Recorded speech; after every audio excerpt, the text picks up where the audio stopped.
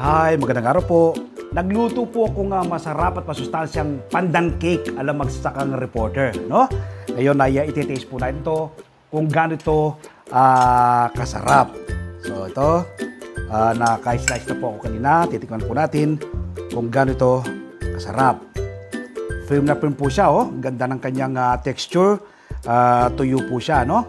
Ibig sabihin, tamang-tama po yung pagkakaluto natin sa ating oven, itong ating pandan cake.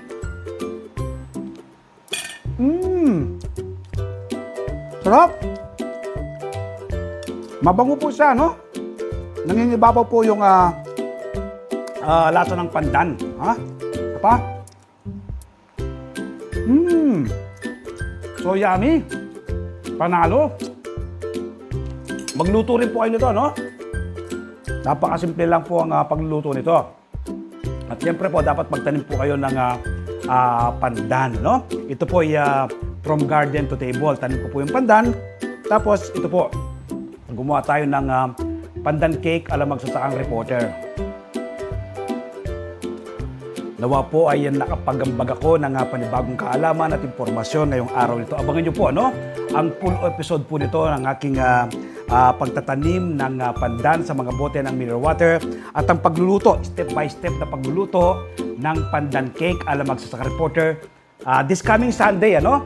E-ere po yan sa 1PH Signal TV, Channel 1 ng TV5, alas 7 hanggang alas 8 ng umaga. So, masaganang buhay po.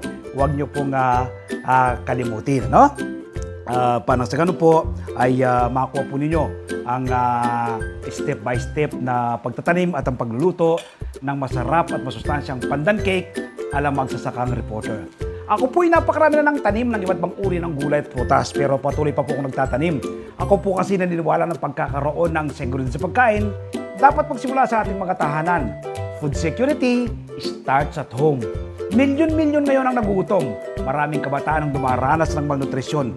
Ito po ang aking nakikitang solusyon, ang pagtatanim ng ating sariling pagkain at ang pagluluto ng ating sariling pagkain. Nawa po mula ngayong araw na mapanood nyo ko, magtanim rin po kayo ng inyong sariling pagkain. Salamat po, happy farming and God bless!